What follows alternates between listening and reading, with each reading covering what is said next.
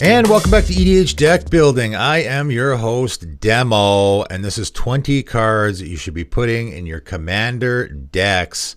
And this is it. This is the final one. I already did my final actual episode of the series last week, and I decided I would go through, and because I've been doing this series for a long time and probably a lot of my viewers haven't really watched some of the earlier episodes, I would go back, pull out some of my favorites from all of the cards that I've recommended, pull out 20 cards that I really think are great cards in certain scenarios, but also just great cards overall in the commander format that don't really see a whole lot of play. But if you want to go back and watch them all yourself, I will put the playlist in the description below. There is a playlist for all of my 10 card series. There is also some databases for them as well. I have some very ambitious viewers who took it upon themselves to make sort of a database of all the cards. First one, Stuart Jackson. I'll give a shout out to him. He has a link there in the description below of all of the cards from this series. He has them sorted by type. There's also another one that was brought to my attention, Narvis Dex. I'm not sure who the individual is, but again, this person took it upon themselves to catalog all of my different episodes. So those ones are all sorted by episode if you want to see it that way. So all the links for all that stuff is in the description below. I encourage you to actually watch the videos, okay? Because a lot of these cards, and this is why I created this series, a lot of these cards you will just sort of pass over and not think much of. And I really go in depth in the actual episodes about why these cards can be good and where they can specifically be used. So feel free to use any of those links, but watching the episodes, I think, really gives you ideas of where you can possibly use these cards. I will also point out, maybe as an honorable mention in this video, Long-Term Plans and Carrionet, two of my personal favorite cards. I think they're really interesting cards.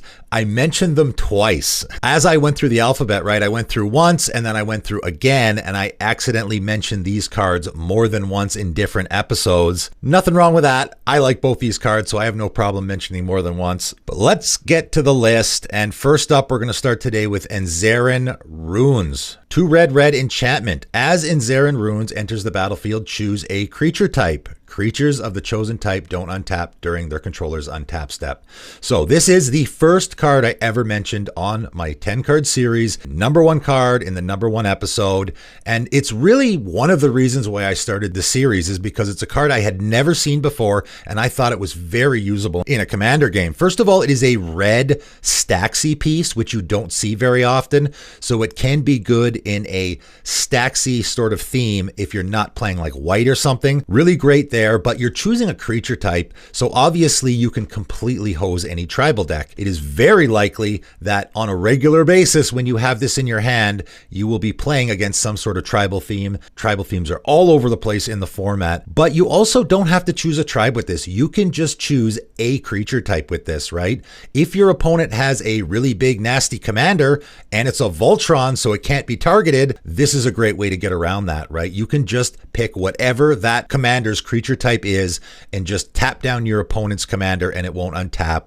It's a great defensive piece there as well. I promise you, if you throw this in your decks, you will never have a situation where it won't come in handy. Coming in at #2, Credit Voucher. 2 mana artifact. Pay 2 and tap. Sacrifice Credit Voucher. Shuffle any number of cards from your hand into your library, then draw that many cards. So I know this doesn't look like much, and a lot of the cards that I'm mentioning on this list, people probably be like, well, this doesn't seem like a very good card. Out of all the cards that I talked about, this one doesn't really stand out. For me, it does though, right? Because again, this is one of those cards that I think is doing a whole lot and fits in a lot of interesting strategies and niches where maybe you need an effect like this, and because it's colorless, that's always really, really important because it can go in any deck, right? Now, this can, if you just want to use it how it's intended, just, I got a garbage hand, I'm going to shuffle all that stuff away, and then I'll draw that many cards and get a new fresh hand. Of course, you can always do that, so this is never going to be a dead card. However, a couple of places where I think this card is really, really good, and the niches that it fits into is, first of all,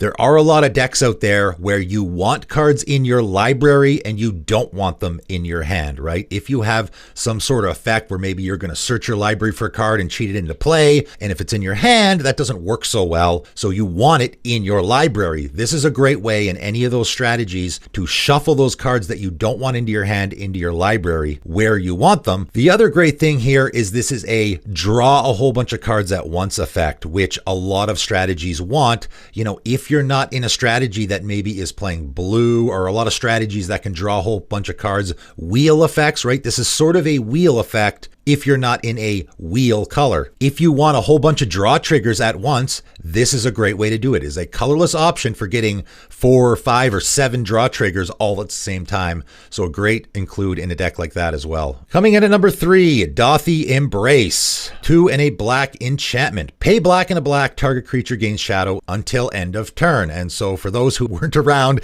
in Tempest block where I started playing Magic, that means it can block or be blocked only by creatures with shadow. So obviously the way you're going to use this card is to make your creatures unblockable. This is really one of the best ways out there for repeatedly making your creatures unblockable. Just 2 black mana, your creature becomes shadow, and now it can only be blocked by shadow creatures, which of course typically no one's going to have. And again, because it's in mono black, might be a little bit more difficult, right? Blue's really good at making those creatures unblockable, black not so much. So this is a really, really fantastic way, one of the best ways out there, I think, for making creatures unblockable, especially if you're in a mono black deck. Coming in at number 4, another personal favorite of mine, Vidolian Illusionist, 2 and a blue, Merfolk, Wizard, 2/2. Pay blue and a blue and tap, target creature phases out. That's it. Just phase out any creature. How many different ways can you use this? There's a ton, right? We all know by now, again, phasing is a really old ability, but we all know how powerful it really can be, because any creature that's phased out is as if it doesn't exist. You can't touch it. You can't board wipe it. You can't anything it. It is the best way to protect your creatures. And this is a great repeatable way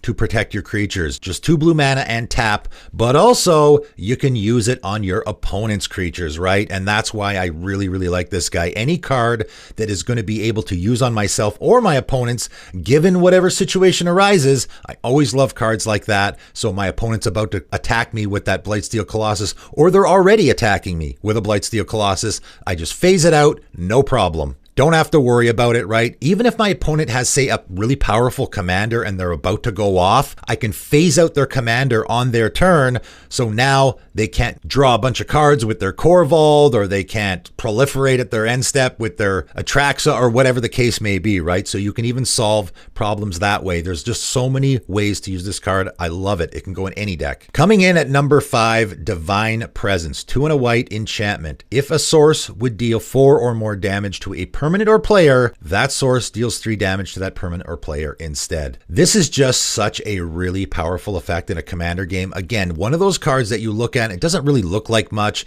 totally flies under the radar. It is doing something incredibly powerful. No source can deal more than 4 damage as long as this is on the table, right? So again, with that Voltron deck, that Voltron commander is never going to do more than 3 damage. That's it. If any source would deal 4 or more damage, it deals 3 damage instead. Good luck closing out the game with your Voltron commander if this is in play. Someone casts a Blasphemous Act. That is a source that is dealing damage. It is now being turned into an Anger of the Gods, right? It's only going to deal 3 damage to each creature instead of 13. So it's not going to be a very effective board wipe. If I'm playing a Zur the Enchanter deck, this goes in there for sure, right? Because a lot of strategies won't be hurt by this. Maybe you got a lot of little small creatures. Why not put it in there? Because it's probably only going to hurt your opponents. In a Zur deck, it's particularly good. Obviously, you can fetch it with your Zur because it's a 3 mana enchantment. Also, your Zur has a 4 toughness. So now if your opponent's block with that Avacyn or some giant flying creature, your commander's only going to take max 3 damage, so it's never going to die from the combat damage unless it gets blocked by more than one creature, of course. But that's a very rare instance. This really is one of those cards that you have to put some thought into and how well it would work in your deck, but I think it would work in a lot. It would do a whole bunch for you. Coming in at number 6, one of the best ritual effects out there, I think, that doesn't see nearly enough play, Spoils of Evil. 2 and a black instant for each artifact or creature card in target opponent's graveyard. Add a colorless and you gain 1 life. So it is an instant, which allows you to use it on your opponent's turns. I don't know if you're ever going to do that. You'll probably just use it on your turn, whatever. The fact that it's an instant is just added bonus as far as I'm concerned. I will say this card has gone up in price since I mentioned it the first time on my series. Still a really, really fantastic ritual effect for each artifact or creature card in target opponent's graveyard. You're going to add a colorless mana and gain a life. The life, again, is just gravy as far as I'm concerned. That's just added bonus. How much do you need off of this to make it worth it? 5 or 6, right? It doesn't take much, particularly if you have an opponent in a graveyard theme. You're going to get a ton off of this, right? If they're playing that Marin deck, you can get like 20, 30 life and 30 mana off of this. If you are in a milling theme in particular, this is just an auto include, I think, because of course you're going to be filling your opponent's graveyards and you just find the opponent that has all the artifacts or creatures, right? You just get everyone to count. Who's got the most artifacts and creature cards in their graveyard? Whoever that is, you pick that person and you get a ton of mana and a ton of life. Fantastic card. Coming in at number 7, Meltdown. X and a red sorcery. Destroy each artifact with mana value X or less.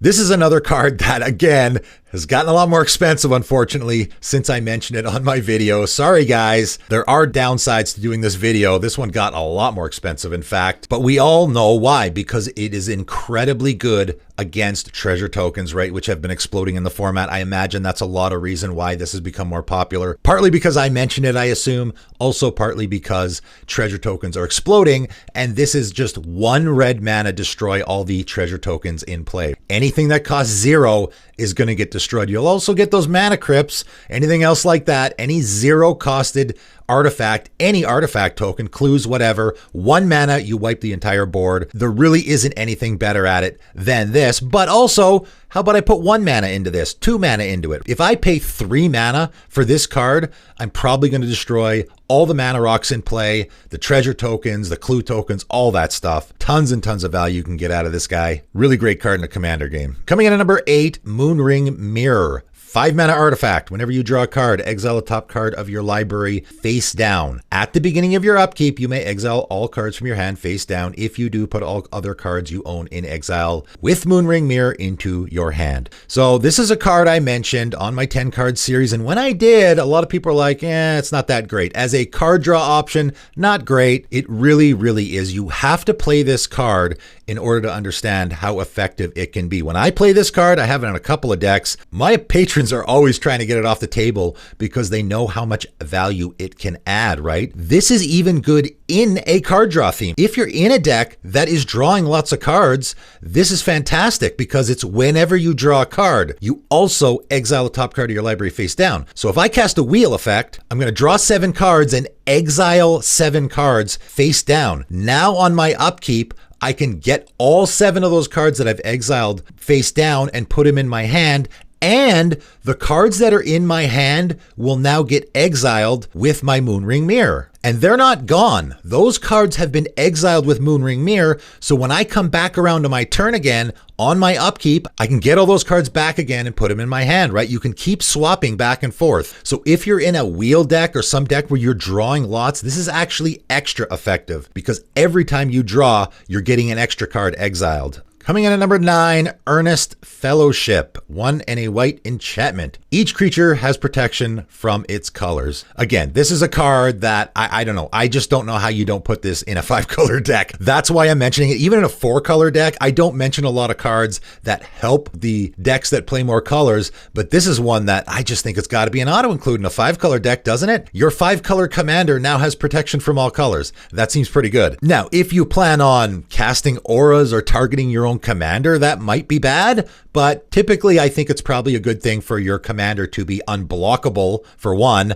and also can't be targeted by any of your opponent's stuff. And again, even in a 4-color deck, right? In an Atraxa deck, this seems fantastic. Now my commander has protection from black, green, white, and blue. That's amazing. I can't believe this card doesn't see more play. Coming in at number 10, Mana Maze, 1 in a blue enchantment. Players can't cast spells that share a color with the spell most recently cast this turn. This is just such an interesting card with a whole bunch of different ways to use it. Again, as I mentioned the first time, I thought this was a great card in a CEDH game even, because if you cast your Thassa's Oracle, players can't cast spells that share a color with it, so they can't cast blue spells, which is pretty much all the counter spells, right? Now your opponents can't counter anything for the rest of the turn. It's a great way to protect your win cons. Doesn't have to be in CEDH. It can be a great way to protect your win cons in a casual game as well. This can also be great in a multicolored deck. I mean, you do have to be careful with it, right? There's definitely some workaround. You have to plan out your turn, or you can end up locking yourself out of casting stuff, but you can also lock your opponents out of playing stuff, which is really, really interesting, right? If your opponent's playing a green deck and maybe you're in a blue-green deck, you can just cast a Beast Within on their upkeep,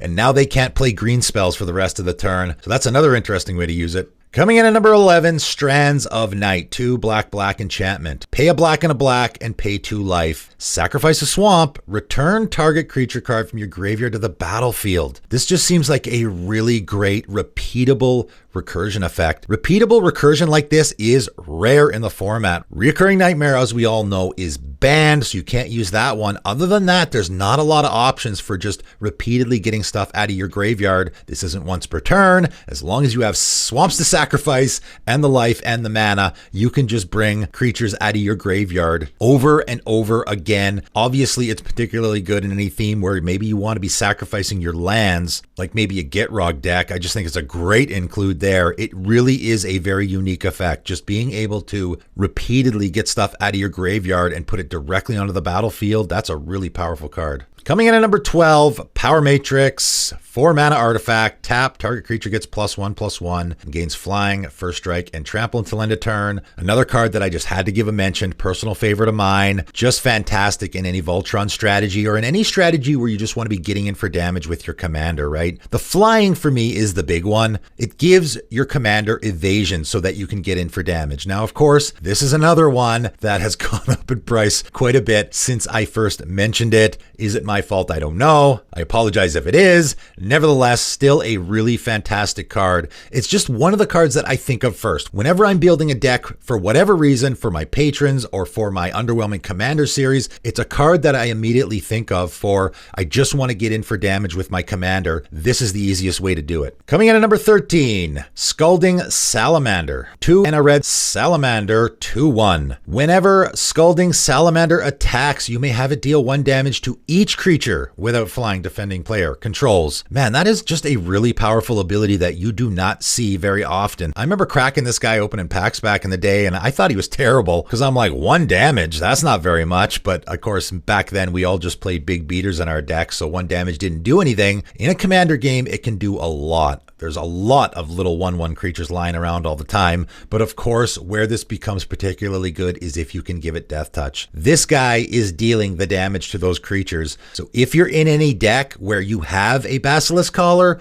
or maybe you're in a deck that you're just giving Death Touch to all your creatures, this guy's amazing. He's just going to wipe your opponent's entire board. Kill all their creatures just by attacking. That is such a unique and powerful effect. I gotta give this guy a mention. Coming in at number 14, Eye of Singularity, 3 and a white world enchantment. When Eye of Singularity enters the battlefield, destroy each permanent with the same name as another permanent except for basic lands. They can't be regenerated. Whenever a permanent other than a basic land enters the battlefield, destroy other permanents with that name. They can't be regenerated. So I had to give at least 1 world enchantment a mention in this video. This is the one I chose. It is one that really, really flies under the radar because it has the same name thing, which people assume isn't going to work very good in a commander game, but it works so well against tokens. Now, again, the treasure token thing, you know, if you guys have any issues with all the treasure tokens in the format, we've gotten more with every single set. It's getting to the point of ridiculous. This is the solution, right? When this enters the battlefield, it will destroy all treasure tokens. It's actually going to destroy all tokens, right? So any token theme will be brutalized by this card. And then as they create more tokens, right? Every time your opponent creates another treasure token with that Smothering Tithe, it's going to destroy any others that are in play. So they will never, ever be able to have more than 1 treasure token in play at a time. Just a really fantastic, maybe the best card out there for hating on any sort of token strategy. Coming in at number 15, interestingly enough, the only green card that ended up on this list, Primal Order, 2 green enchantment. At the beginning of each player's upkeep, Primal Order deals damage to that player equal to the number of non-basic lands they control. I had to give a mention to at least one card that was sort of hating on multicolored decks, like 3, 4, 5 color decks. That's where this is really going to do some damage. Of course, if you're in a mono green deck, this probably won't hurt you at all. Even if you're in a 2 color deck, it won't hurt you much. Might do 1 damage, maybe 2. If you're playing against an opponent with a 5 color deck, they're going to be taking like 6, 7 damage on their upkeep. And I really like cards specifically like this for hating on those strategies, right? If you're looking for a card to specifically hate on your opponents playing that Maze's End deck, or maybe they're just playing a lot of really powerful non-basic lands in their deck, this is a nice card to play in a casual game where, you know, it's not like Back to Basics where you're making other lands tap down. That might really annoy some people. This is just subtle damage. It's just going to take a little bit off and then take a little bit off on the next upkeep. Going to annoy them. It's probably not going to be a huge target unless your opponent has a ton of non-basic lands and is really hitting them for lots. Either way, it's a win for you. This is just a great effect for sort of really hating on those kinds of strategies where it's not going to go too far, I think, in a casual game. Coming in at number 16, Payne's Reward, 2 and a black sorcery. Each player may bid life. You start the bidding with a bid of any number. In turn order, each player may top the high bid. The bidding ends if the high bid stands. The higher bidder loses life equal to the high bid and draws 4 cards. I just love this card in a Commander game. I also love the art. It's fantastic. This is just a really fun card, I think, in a Commander game. Even if you get away from the strategy of it, in a Commander game, it's just super fun to see how everyone bids life. Drawing 4 cards obviously is great. How much life will people pay? If you're in a life gain theme, maybe a black-white life gain theme, you can pay probably any amount of life, so you're probably always going to win. You can play a little bit of mind games here where maybe your opponent thinks you're going to pay lots of life to draw the cards, but you just make them end up bidding like 30 life, and then you say, yeah, I'm good, you can keep it. So they have to pay 30 life to draw 4 cards. It could be great in any theme where you're sort of in that maybe a Mogus deck, so your opponents have really low life. So now when you cast this, they probably won't want to pay a whole lot of life because their life has already been strained. Or any deck where you want your opponents to be losing life, right? There's a lot of commanders out there that are affected by the amount of life your opponents have lost this turn, and this is a great way to entice them to pay a bunch of life. Now they've lost a bunch, and you can take advantage of that as well. Really great card in a Commander game and fits in a lot of strategies as well. Coming in at number 17, another very unique, interesting white enchantment that I think fits in a lot of themes. Pure Reflection. 2 and a white enchantment. Whenever a player casts a creature spell, destroy all reflections. Then that player creates an XX white reflection creature token where X is the mana value of that spell. So of course, this is all players doing it. It's not giving any particular advantage to you. Your opponent is going to cast a creature spell. They're going to create a XX reflection token, which is the mana value of that creature that they just cast. And then you move on to the next player, right? I've played this card a bunch. I have never actually seen anyone make it around back to their turn and be actually able to attack with the token they make. So almost all the time, you don't have to worry about that. Oh, what if my opponent casts a giant creature and they get like an 88 token? It'll be gone. It'll be gone by the time you get around to your turn. That's usually never an issue. All you have to do is cast a creature and they're all dead. There's so many interesting ways to use this card. I think it's auto-include in an Elenda deck or any deck in white where you want creatures to be dying all the time, because that's what's happening here. You're creating a token and then it's getting destroyed the next time a creature is cast. That's a creature dying, and you're going to get a counter on your Elenda. So this is a great way to constantly be getting dies triggers. Every time someone casts a creature, you're getting a dies trigger, essentially is what happens here. So fantastic in any strategy like that. In token strategies, this might be interesting as well. If you have something where you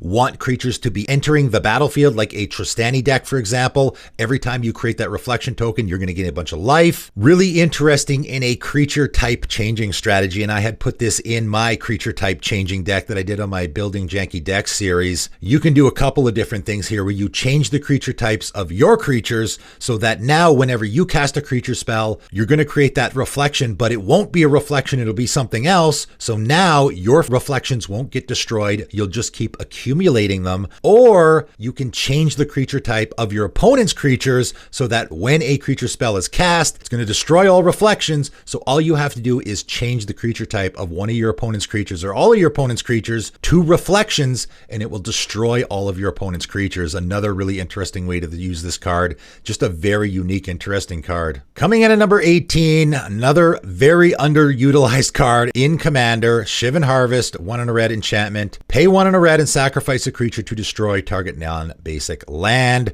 I say it all the time, you do have to have land hate in your commander decks. You absolutely have to, or the guy with the Gaia's Cradle or the Cabal Coffers will just run away with the game, or maybe he's got a Maze of Ith and you're trying to get in for damage and it's annoying the heck out of you because you can't. This is a solution to all those problems, and you really could ramp this up, right? I mean, you could go crazy with this where you're in a Krenko deck, maybe you have a whole ton of Goblin tokens lying around and you can sack them all to destroy all your opponent's plans. You could go that far, but this is just a great include in any deck where you have an issue dealing with your opponent's powerful non-basic lands. Can be extra good in a strategy where you want a sack outlet, right? If you're looking for a sacrifice outlet in red, this is just a fantastic one because the payoff is really, really great. Coming in at number 19, the only color hate card that I'm going to mention on this list. There was a bunch that I could have mentioned. This is the one I ended up going with. I tried to stay a little all over the map with the different archetypes that I was going with in this list, and I decided to go with one card that was hating on specific color types.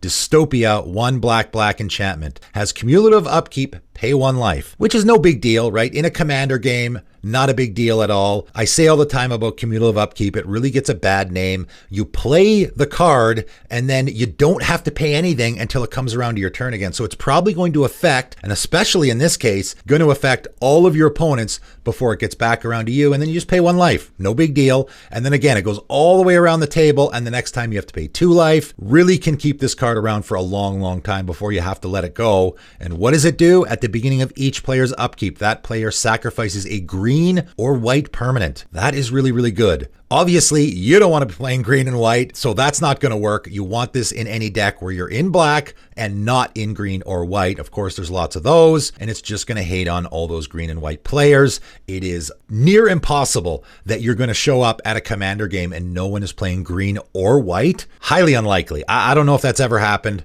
You're definitely going to be hurting at least one person at the table. And then, of course, if you're in the situation where your buddy's got that really powerful mono green deck, or maybe your opponent's got that really powerful Atraxa deck, which is green and white, this is really going to slow them down. It is. It is not a super stacksy piece, I don't think. It's pretty good. You do have to pay the life. I suppose if your opponent is playing a green and white deck, this will really hurt them a lot. So maybe hold off. Wait till they're ahead before you throw this down and be like, aha, gotcha now. And of course, if all of your opponents are playing green and or white, it's going to be hurting them all. So really can be fantastic. I think it's one of the best color hate cards out there. And coming in at number 20, the last card I'm ever going to mention on this series, Ice Cauldron. And this is really sort of a meme-worthy card. Throughout the history of the game, it was almost kind of a joke how ridiculous the wording was on the card. Just an absolute essay on there. It's been errated an absolute ton, so of course I'm going to be reading the errata text like I always do. 4 mana artifact. Pay X and tap. You may exile a non-land card from your hand. You may cast that card for as long as it remains exiled. Put a charge counter on Ice Cauldron and note the type and amount of mana spent to pay the activation cost. Activate only if there are no charge counters on Ice Cauldron. And you can tap, remove a charge counter from Ice Cauldron, add Ice Cauldron's last noted type and amount of mana spend only to cast the last card exiled with Ice Cauldron. So there's a lot of crazy shenanigans you can get into here, but I'm not going to get into all of those edge cases. I'm going to just do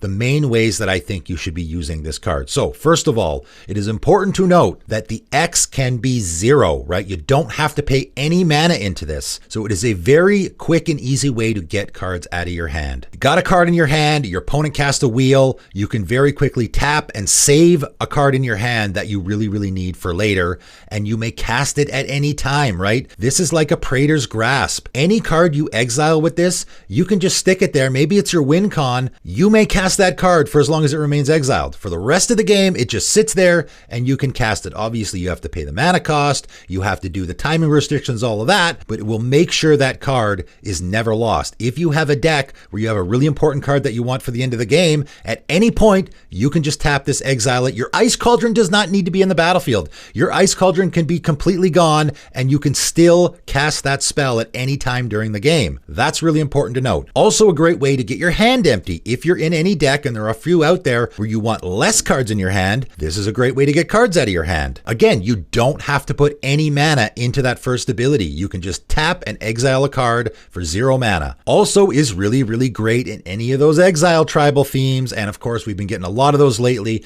A Prosper deck where you want to be casting stuff from exile, it's great. The new commander from Baldur's Gate, Faldorn Dread Wolf Herald, another exile tribal commander where you want to be doing stuff from exile. This is a great card to fit in that deck as well. But of course we can actually use this card for how it was intended, which is mana saving essentially, right? You're putting mana into this for something that you want to cast later. When I first mentioned this card on my series, I talked about how it is similar to Foretell. I think very similar to Foretell in the way that it works, where you can put some mana into a card when you exile it, and then when you cast it, maybe on your next turn, now it's going to be a lot cheaper because you are going to use that second ability, and you're going to add however much mana you put into it to help cast that spell, right? You can only use it for that spell, but it's a great way to cheapen something. So if you have something that costs like 9 mana, right? 9 mana spell, that's a lot, but guess what? I can put 4 mana into that spell, exile it, and then on my very next turn, I can play a land and I can cast that 9 mana spell